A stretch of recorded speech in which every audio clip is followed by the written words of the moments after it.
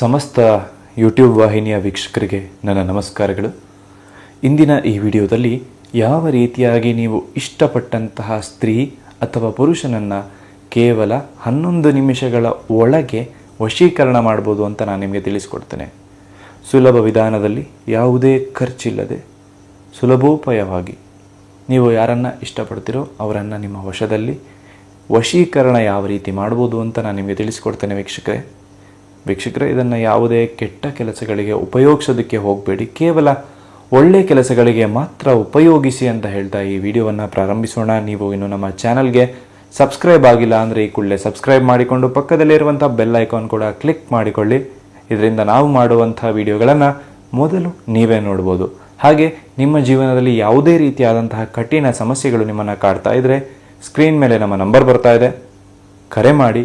ಶೀಘ್ರದಲ್ಲೇ ಶತಸಿದ್ಧ ಶಾಶ್ವತ ಪರಿಹಾರ ಮಾಡಿಕೊಡ್ತೇವೆ. ಹಾಗೆ ವಶೀಕರಣ ಮಾಡೋದಕ್ಕೆ ನಿಮಗೆ ಗೊತ್ತಾಗಲಿಲ್ಲ ಅಂತ ಹೇಳಿ ಆದರೆ ನೀವು ನಮಗೆ ಕರೆ ಮಾಡ್ಬೋದು. ಯಾವ ರೀತಿಯಾಗಿ ಸುಲಭ ವಿಧಾನದಲ್ಲಿ ಶೀಘ್ರದಲ್ಲಿ ನೀವು ಇಷ್ಟಪಟ್ಟಂತಹ ಸ್ತ್ರೀಯನ್ನು ಅಥವಾ ಪುರುಷನನ್ನು ವಶೀಕರಣ ಹೇಗೆ ಮಾಡ್ಬೋದು ಅಂತ ನಾನು ನಿಮಗೆ ತಿಳಿಸಿಕೊಡ್ತೇನೆ. ಯಂತ್ರ ಮಂತ್ರ ತಂತ್ರಗಳ ಮೂಲಕ ನೀವು ಇರುವ ಜಾಗಕ್ಕೆ ಫೋನಿನ ಮುಖೇನ ನಿಮಗೆ ಸಲಹೆಗಳನ್ನು ನೀಡ್ತೇನೆ. ಹಾಗಾದರೆ ಬನ್ನಿ, ಈ ಒಂದು ವಶೀಕರಣ ವಿದ್ಯೆಯನ್ನು ಪ್ರಾರಂಭಿಸೋಣ. ಇದಕ್ಕೆ ಬೇಕಾಗುವಂಥ ವಸ್ತುಗಳು ಏನು ಅಂತ ನೋಡೋದಾದರೆ, ಒಂದು ಬಿಳಿಯ ಹಾಳೆ ಹಾಗೂ ಮಾರ್ಕರ್, ಅರಶಿನ ಕುಂಕುಮ. ಕೇವಲ ಈ ವಸ್ತುಗಳ ಸಹಾಯದಿಂದ ಈ ಒಂದು ವಶೀಕರಣವನ್ನು ಮಾಡ್ಬೋದು. ಮೊದಲಿಗೆ ವೀಕ್ಷಕರೇ, ಈ ರೀತಿಯಾದಂಥ ಒಂದು ಚೌಕಾಕಾರವನ್ನು ನೀವು ಬರ್ಕೋಬೇಕಾಗ್ತದೆ, ರೆಕ್ಟ್ಯಾಂಗಲನ್ನು ನೀವು ಬರ್ಕೋಬೇಕಾಗ್ತದೆ. ಬರೆದು ಕೊನೆಗಳಿದೆಯಲ್ಲ ಅದನ್ನು ಒಂಚೂರು ಉದ್ದಕ್ಕೆ ಇಟ್ಕೊಳ್ಳಿ. ನೋಡ್ಬೋದು ಯಾವ ರೀತಿ ಉದ್ದಕ್ಕೆ ಇಟ್ಕೊಂಡಿದ್ದೀನಿ ಅಂತ. ಅದನ್ನು ತ್ರಿಶೂಲವನ್ನಾಗಿ ಬರೀರಿ.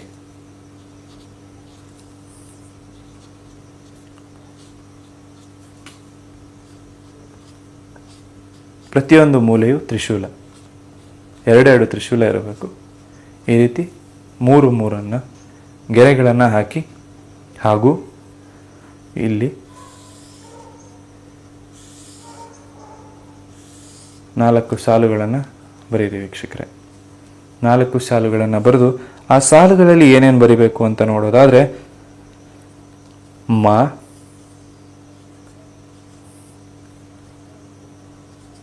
ಓಂ ಓಂ ಓಂ, ಮ ಓಂ ಓಂ ಓಂ. ಇಲ್ಲಿ ಕನ್ನಡದ ಅಂಕಿ 2 ಬರಿಬೇಕು. ಬರೆದ ನಂತರ ಇಲ್ಲಿ ಕನ್ನಡದ ಅಂಕಿ 3 ಬರೀಬೇಕು. 2 ಹಾಗೂ 3. ತದನಂತರದಲ್ಲಿ ಹ್ರೀಂ ಅನ್ನೋ ಅಕ್ಷರವನ್ನು ಬರೀಬೇಕು. ಹ್ರೀಂ. 2ನೇ ಸಾಲಿನಲ್ಲಿ 2, 3 ಹ್ರೀಂ ಹ್ರೀಂ. ಹಾಗೂ 3ನೇ ಸಾಲಿನಲ್ಲಿ ಲ ಲ ಮ ಶ್ರೀ,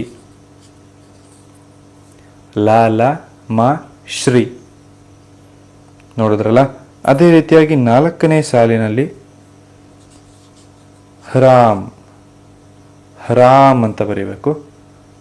ಮ ಮ ಓಂ.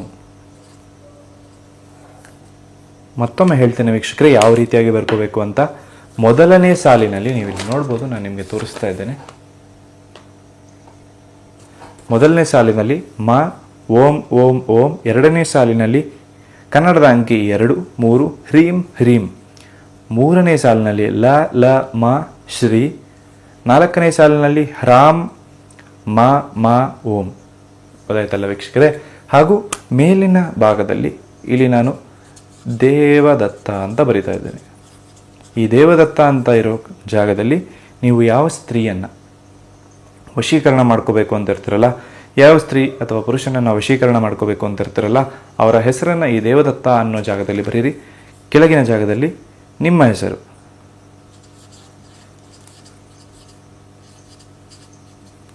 ಅದಾಯ್ತಲ್ಲ, ಈ ರೀತಿಯಾಗಿ. ಹಾಗೆ ಈ ಎಡಭಾಗದಲ್ಲಿ ನಿಮ್ಮ ವಯಸ್ಸು, ಬಲಭಾಗದಲ್ಲಿ ನೀವು ಯಾರನ್ನು ವಶೀಕರಣ ಮಾಡ್ಕೋಬೇಕು ಅಂತ ಇರ್ತೀರಲ್ಲ ಅವರ ವಯಸ್ಸು. ಈ ರೀತಿಯಾಗಿ ಬರೆದುಕೊಂಡು ನೀವು ನೋಡ್ಬೋದು ಯಾವ ರೀತಿಯಾಗಿ ನಾನು ಇಲ್ಲಿ ಬರೆದಿದ್ದೇನೆ ಅಂತ ಸ್ಪಷ್ಟವಾಗಿ. ನನ್ನ ವಯಸ್ಸು 30 ಬರೆದಿದ್ದೇನೆ. ಅದೇ ರೀತಿ ನಾನು ವಶೀಕರಣ ಮಾಡ್ಕೋಬೇಕು ಅನ್ನೋ ಸ್ತ್ರೀಯ ವಯಸ್ಸು 27. ಇದೇ ರೀತಿಯಾಗಿ ಬರೀಬೇಕಾಗ್ತದೆ ವೀಕ್ಷಕರೇ.